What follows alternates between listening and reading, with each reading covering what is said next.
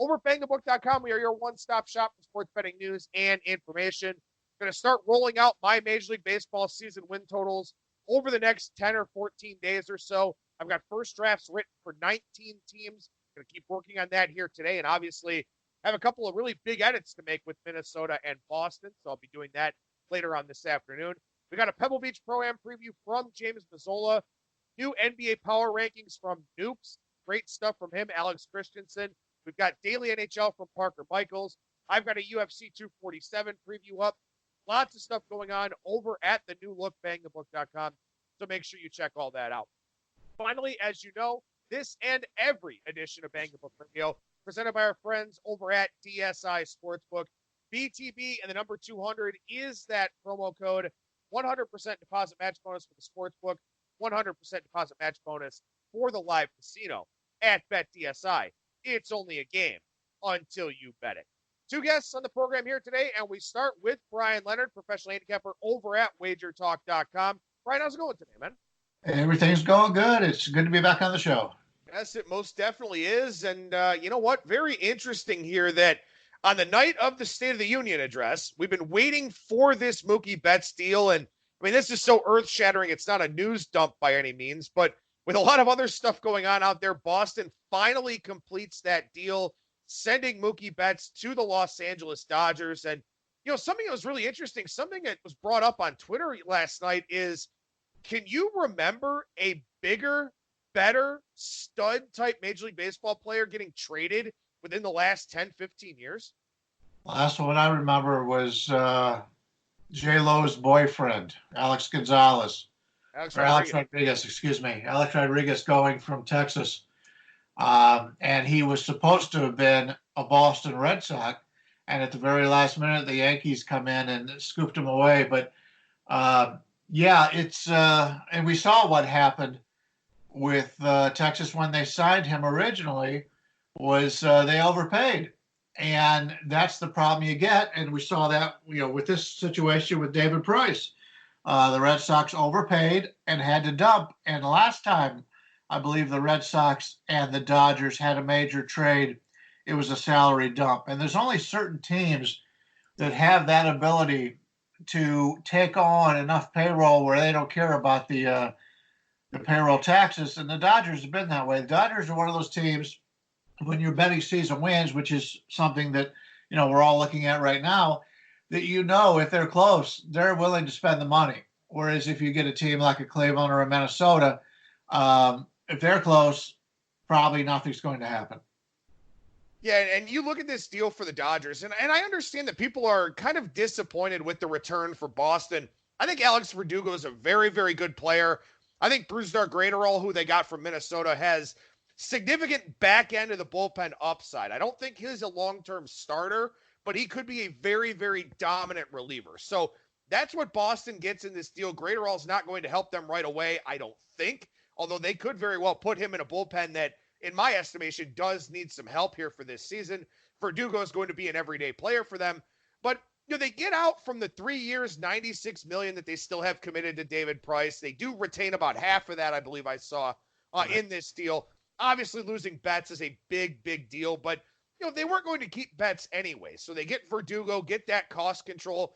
The thing that's difficult about all of this is, you and I know this as Indians fans, I mean, this is like a Francisco Lindor type deal. This is where you trade a guy to get a guy that's cost controlled, that, you know, hasn't even reached arbitration yet, a guy in Verdugo that, you know, you've got some time to really look to build around him.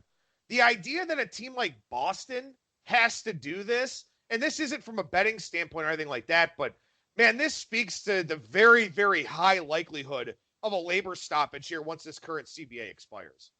Yeah, you talk about Boston telling everyone that they wanted to get under the cap or the luxury tax, and then they come out after making the trade and say they're going to raise ticket prices.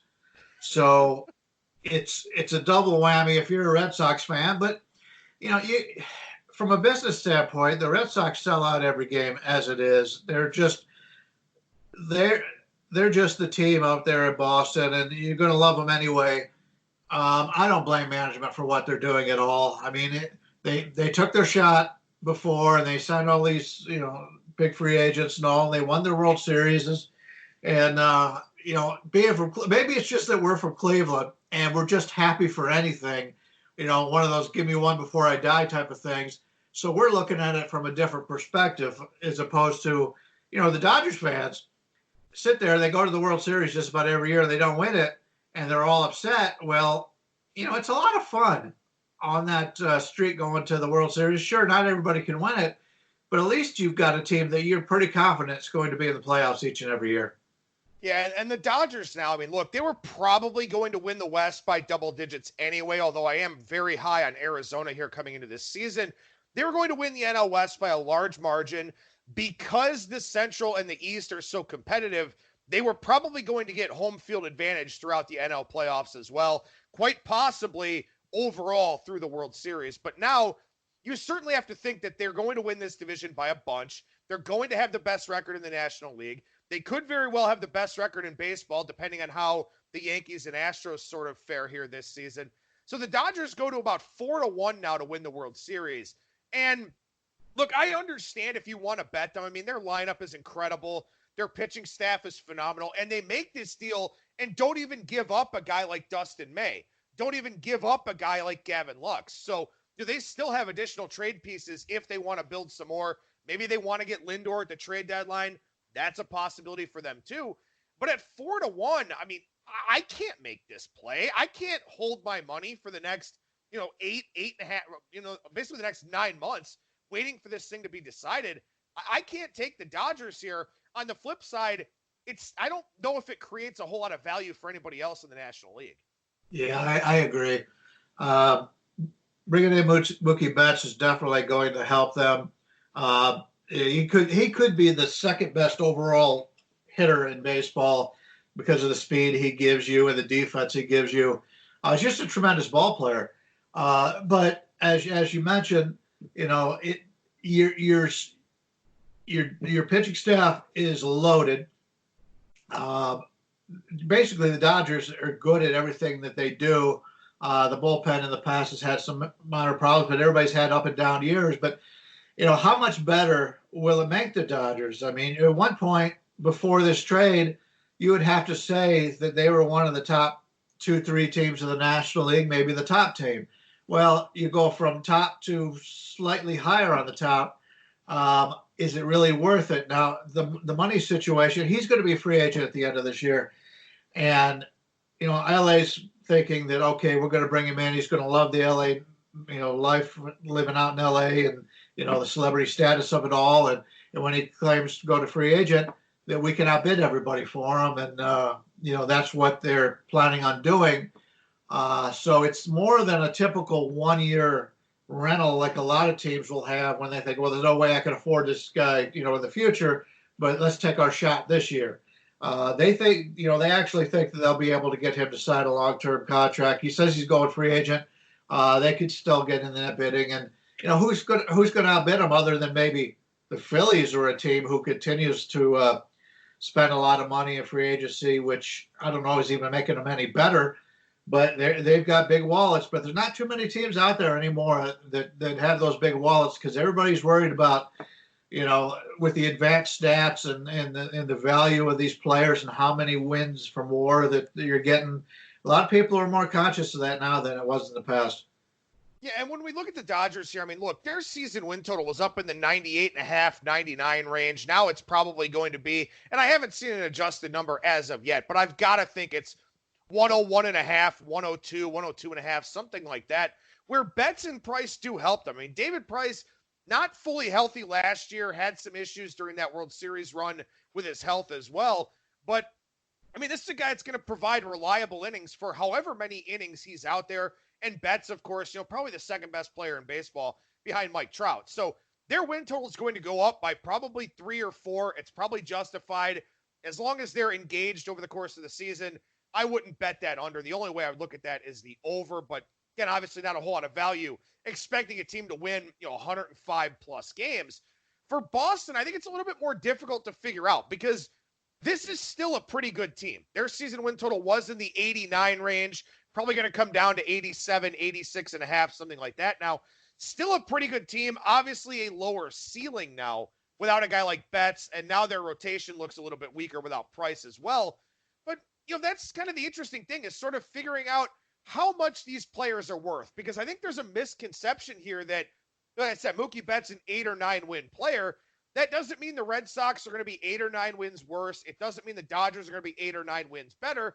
That's just wins above replacement player based on their statistics, not necessarily what they provide from an actual win-loss standpoint. So I guess it's an important distinction for people to figure out that, maybe aren't as in tune with analytics as you and I are. Yeah, basically, if you're hitting in Boston, just about everybody's got good stats because of the way Boston's configured, and also because of their lineup is so deep going all the way through. LA's got the deep lineup also, but they're more of a, based on the weather out there and the pitching staffs in that division. He's still going to get a lot of runs scored in LA, but the power probably is going to come down a little bit. We'll have to see how it goes, but he'll be an excellent player in LA. But it's sort of like the third baseman Arenado for the Rockies. In Colorado, the guy's tremendous. But as we have seen with a lot of players inside and outside Colorado, it's totally different sometimes. Some guys have come out of there and they've still been pretty good players. Other guys have come out of there and fall flat on their faces. Now, Arenado's such a great defensive player. He's going to be successful wherever he goes. But it's hard to adjust for something like that when you're taking a look at guys that are hitting in a pitcher's ballpark, and all of a sudden they're going to a hitter's ballpark. They're in the National League, and all of a sudden they go to the American League. I mean, I like the Maeda deal for the Twins. I believe he's signed for the next 3 years at like $3 million. He's a bargain player. It's exactly what the Twins needed, and yet they trade away, what was considered to be a top 100 prospect, but he's really not ready. And you talked about the Red Sox rotation. There's actually a thought that he may be in the rotation, or at least have a shot at the rotation. But the guy only threw 61 innings last year, so even if he gets in the rotation, he's only going to throw 100 innings. So if I'm Boston, we'll take our shot at the wild card. Once you get to the playoffs, we all know it's a crapshoot. Once you get to the playoffs, they're not going to beat the Yankees. They get rid of that contract, get rid of the situation there. I think I'm not enamored with the players that the Red Sox got. Verdugo is a good player, but he's been one of those guys that was highly touted, 5-6 years ago.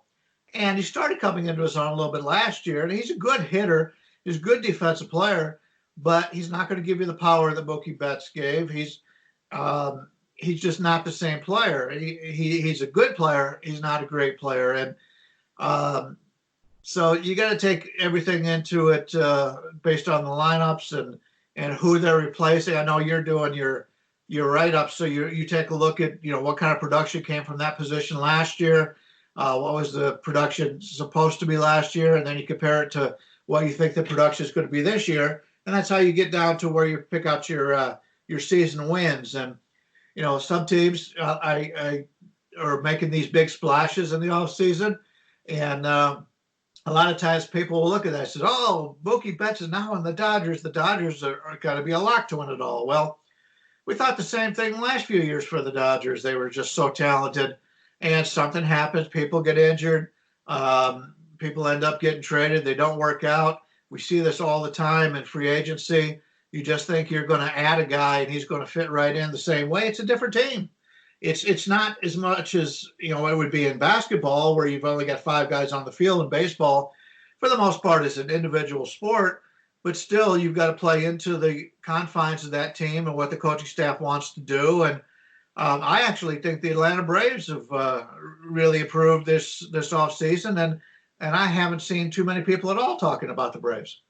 Yeah, I like the Braves too. Speaking of teams in the NL East, I also like the Mets a little bit. But something I do want to circle back to here, Kenta Maeda going to Minnesota is very interesting, and obviously it has a lot of relevance to you and I, being Indians fans. But this is, to me, the more interesting part of the trade. I mean, Mookie Betts is an elite level player. He's going to help an already elite team continue to be very, very elite.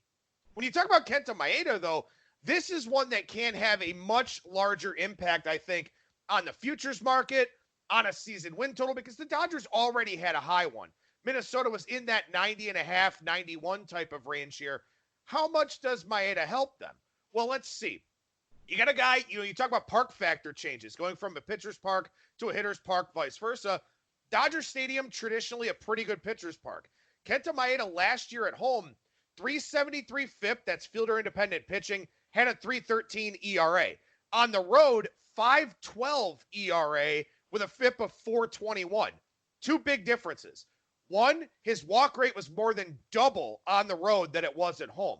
Two, his left on base percentage and his BABIP, two stats we look for positive or negative regression from. The higher BABIP on the road, the much lower left on base percentage on the road.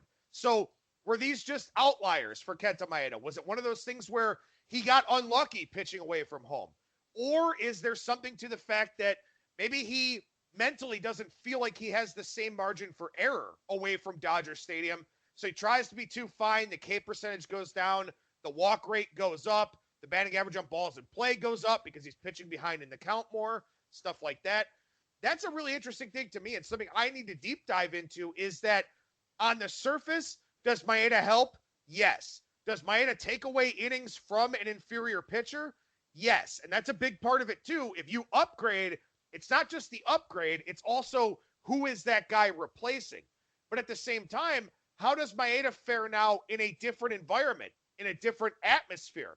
Keep in mind, some of these guys that come over from Asia, they get very comfortable in certain spots. They've got, a culture that they understand. They have areas in these major metropolitan cities where they feel like they can go out, be comfortable. It feels like home. Minneapolis and the Twin Cities area, much, much different than Los Angeles. Now you've got a different front office, different people that you need to communicate with. It's a very different type of thing with a guy like Maeda. So I'm very interested to do a deep dive and see how much he will tangibly impact Minnesota this season, where I know he's better than what they had, but to what degree is the question I need to answer. Yeah, as opposed to going to a lot of American League ballparks, Minnesota is less of a hitter's park than a lot of the teams in the American League. But he is an advantage of pitching in the division where, let's just be honest, other than the Whites, his team and the White Sox of Cleveland are pretty good offensively, but there are other teams in the division are terrible offensively, so he gets that advantage. So he's going to the weakest hitting division in the American League, so it won't be that much of a step up in that regard. But I didn't think about, I obviously I don't know Kenta Maeda, and I don't know how well he's accustomed to the American traditions, but LA is a huge melting pot. And to go to Minneapolis or Cleveland or any of those teams, Chicago obviously would be, but it's going to be a different situation. I didn't think of that. That's a good point. And again, these are the things, because when you talk about win totals, basically I'm looking for positives and negatives in the aggregate. If I see a hitter in line for negative regression, that's a little bit of a mark against the team. And if I keep seeing those things popping up, then that's going to lead me towards the under. If I see a lot of little positive things, that's going to lead me towards the over. Because, these win total lines don't come out of nowhere. They come from last year's results, the alternate standings metrics like Pythagorean win-loss, base runs, third-order win percentage, stuff like that. These win total lines don't come from out of nowhere. So I'm looking for guys that could be better, guys that could be worse, and then factoring in all of the transactions, the additions, the subtractions, stuff like that. And I know that Kenta Maeda is probably the second best starting pitcher for Minnesota right now on paper behind Jose Barrios. But what does he do going from Dodger Stadium to Target Field? That's where I come in, where I kind of figure that out. And I decide, okay, is he going to be better? Is he going to be worse?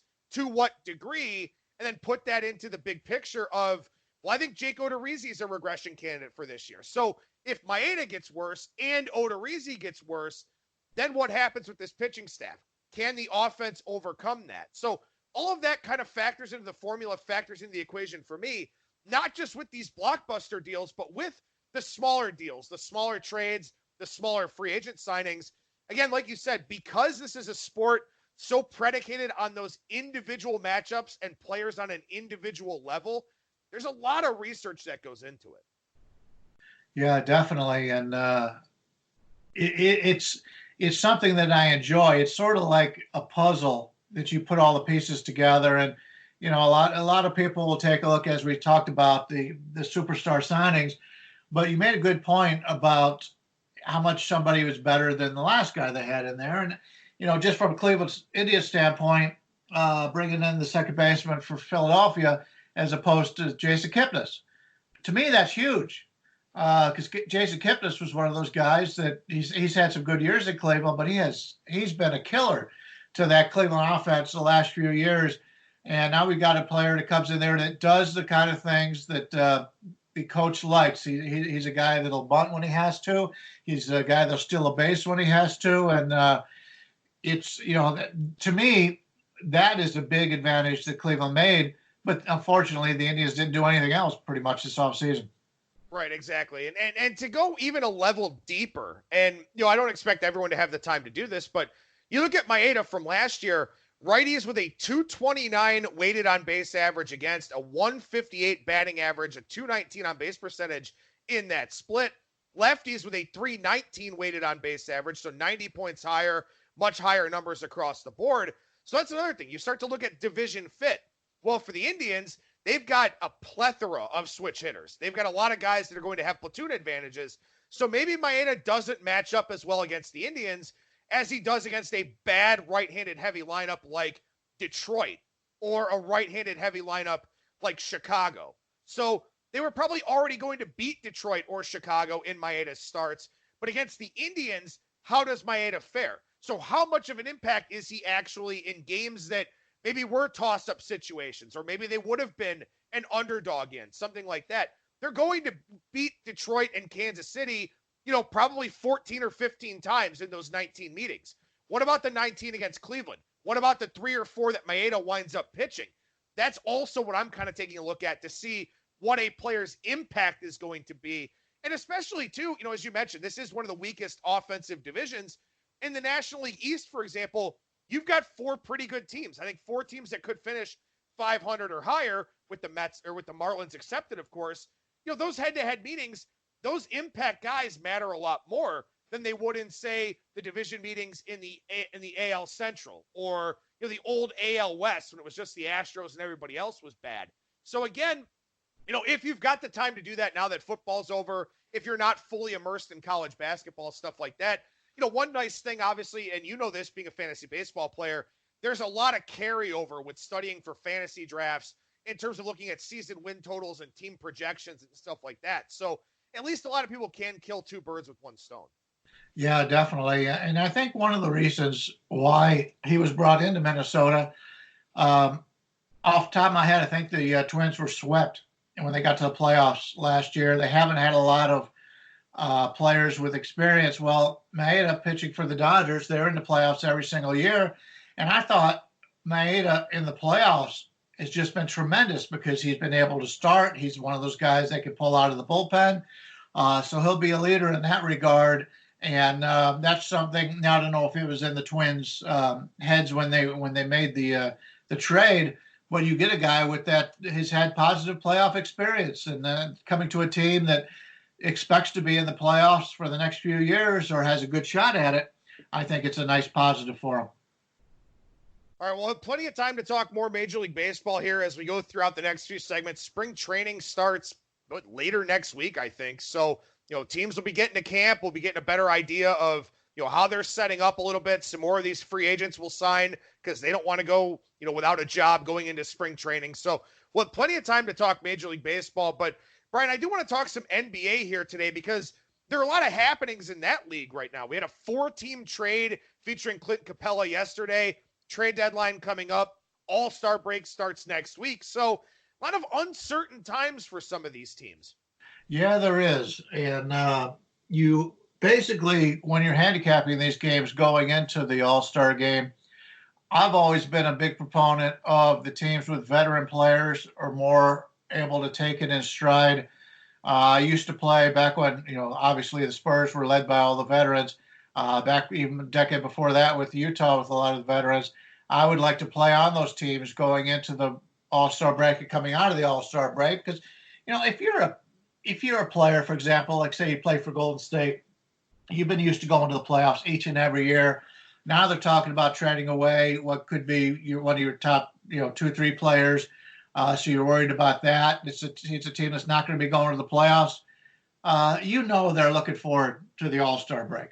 Whereas you get another team, and then even a team with the Lakers with LeBron and Davis, they're going to look to pile up wins. The Clippers are very similar, looking to pile up wins. So you have to take every individual game and take a look at what the teams are trying to accomplish. Now, I've noticed, and I don't know if I mentioned it on your show or not, but taking a look at the Cleveland Cavaliers, this is a team who they're complaining they can't find ways to win. They're not being able to win. We talk about tanking. A lot of times it doesn't happen this early in the season. Is it possible Cleveland's already tanking in those games? Because anytime Cleveland plays a game where it's a close line, they got a shot to win, they seem to really struggle to put that victory away. And then when they play a team like tonight, they're playing Oklahoma City, getting 12.5 points, they seem to be competitive in a game that they're not expected to win. So it's something that every team has these tendencies, and being able to recognize those is really what you want to do on being able to have success in the NBA. Is if a team, struggles against the weak teams, you want to bet against them. If they're able to stay in there and compete against the better teams, there's a lot of value in that, because really when a person looks at the line, they'll say, well, this team just lost at home to the Knicks by 20 points. Now they're going to Oklahoma City. I can see why Oklahoma City is such a big favorite here. And Oklahoma City's actually had a lot of success against Cleveland. So it's every game you have to take a look at. And it's not knowing what a team is trying to do, or at least has to look forward to coming into the break, really gives you a little bit of an edge. Yeah, I like the Cleveland example a lot. I mean, this is a team against the Knicks the other night in that overtime loss. They shot over 50% from three and still found a way to lose to the Knicks. And, you blow a 5-point lead in the fourth quarter, going into the fourth quarter at home. That's not a good look. You get blown out by an awful Warriors team at home. That's not a good look. I agree. This feels like an angle you've picked up on, where when the Cavs are playing somebody who's a playoff team or somebody clearly better than them, it's kind of like they want to go out there and try. And maybe the other team's just kind of overlooking them. Maybe that's a possibility. But like you said, they don't want to win these coin flip games. And a lot of times I've always operated under the pretense that when you're a bad team and you get a team that you can actually beat, you put forth more of an effort, because nobody likes to lose. You want to win the games that you have the opportunity to win. The Cavs seem to be kind of doing the opposite there. So maybe you're right. Maybe that's a situation where you do want to back them in these bigger underdog roles and fade them in these games that, it appears like they have a chance to win. But I also like what you said about the veteran teams. And, I look at a couple of them here. I think when you look at Portland, and obviously Damian Lillard's on another planet right now, but they got off to such a bad start that these games before the trade deadline or before the All-Star break are very important for them to try and get back into this race, try and get into that 8th spot in the West. Maybe they can take advantage of some teams that are kind of sleepwalking into the break, then obviously coming out of the break as well. Because as you said, if you're a bad team and you can go on vacation and sit on a beach for 5-6 days, do you really want to go back to work after that? No, that's just human nature. None of us want to do that, especially if you don't really have anything to look forward to. So I think it's an excellent angle here going into the All-Star break, is look for those veteran teams, maybe playing against some younger teams or some teams that just aren't playing for anything. And even if you got to lay a little bit of a premium, this is probably the time of the year to do it. Yeah, it's just like I treat it as if, I've had a real job in my past, and I know when I have a vacation coming up, or even back when you're in school. I mean, back when you're in school, it's the last week of the semester, you're getting off for Christmas break or Easter break or whatever. Your focus is not entirely on your work. And then, like you said, coming back from the vacation, and it takes you a little bit while to get back into the routine. And if you're a team that's a lousy basketball team, nobody can tell the difference, because it's the same as you've done before. So it's something you have to take a look at each individual team, and I always take a look at what are the preseason expectations for these teams, and if you find a team that is expected to do lousy and they're doing lousy, what is the reason for them to come back and get fired up to start the second half of the season? They know what they are, and everybody else knows what they are. So it's more of a grind situation for those type of teams. Well, then one other thing here with the trade deadline on Thursday. Like I said, we had that big 4-team, 12-player trade yesterday. Minnesota, Atlanta, Denver, Houston involved in that one, and also Golden State. It's one of those things where, at the trade deadline, in a lot of sports, like the NHL, for example, you can get a boost. If your team goes out and buys, you get an extra pep in your step. You're excited to have some new personnel coming in, some new blood. You know that you're going for it. In the NBA, where the haves and the have-nots are so well defined, I don't think you get that same level of boost. But one thing I think you do get, as you mentioned, there's 5 players down on the floor at the same time. A lot of these teams maybe run 9 or 10 players deep. In the NHL, you've got 18 skaters out there every night. You're rotating through your 4 lines, so on and so forth. The NBA is such a rhythmic sport and a rhythmic game that I do tend to shy away a little bit from teams that make really big transactions, work in a lot of really new guys, because it does take time for that chemistry to develop. It definitely does, especially in the NBA where you're playing, 3 games a week, sometimes 4 games a week. You don't get the practice time in. We just saw the same thing coming out of the hockey. The week of the All-Star game, teams are not even allowed to practice. So you've got certain teams coming out that have played like 3 games against other teams who haven't played in a week. That's some advantages you could take in hockey, and you could definitely tell the differentials. Vegas just made the coaching change. Going like 2 games to go before coming into the break. Even though they lost last night in Tampa, which is a tough place to play, they have looked so much better in the second half just based on a few practices they've been able to have and a new coaching staff come in. So the hockey's a little bit different because on any given night, teams could beat any other team in hockey, and hockey's a lot more luck factor as opposed to the NBA where you get your Lakers are playing Cleveland. There's not going to be too many times Lakers are going to lose to Cleveland, especially when you take a look at LeBron. I don't think he's ever lost to Cleveland since he's gone to Miami or LA. But it's anytime you have more trips up and down the court, which is the NBA, the better teams are going to win. So hockey's a little bit different. Hockey, we saw it last year. St. Louis came out of nowhere, and I was able to see the changes for the Blues. And I was able to get the Blues at 16-1 because I liked the way that they were playing, and that kind of thing is contagious. And hockey, the one player makes a difference. Stone came in last year, and that told everybody on the team that, hey, we're going for it. The problem is you get certain teams where the players on the team think they can compete, and then all of a sudden they trade away one of their best players, and then they start thinking, well, management has no confidence in us. Why should I care? And that's something you do enough reading, you can find spots like that. Bryan Leonard, professional handicapper over at wagertalk.com. Really good discussion today, Bryan, on MLB and the NBA here. What's going on over at Wager Talk right now? It's Wednesday. It's video day. We actually, Carmine Bianco is coming in today. He's one of our handicappers from Canada. Very good soccer handicapper, hockey handicapper. He's going to come in and do some how-to videos on some of the sports that we don't cover very often. So that's going to be something I'm excited about. But we'll be breaking down some NBA, some college basketball, and hopefully we can get you some information. And we've got a ton of videos up on Wager Talk. You can always go back, if you're wondering if there's value in playing teasers or parlays, why you should or should not play parlays. We've got tons of those how-to videos up on the site. So if you're brand new to gambling, first off, congratulations on finding Adam's podcast. He does a great job. But also, if you're looking for some extra tips, check out our videos over at wagertalk.com. Well, as always, you can follow Bryan on Twitter at BLeonardSports. Bryan, a pleasure. Thank you so much for joining me, man. Really appreciate it. And we'll talk to you again next week. Sounds terrific. Good luck to everyone.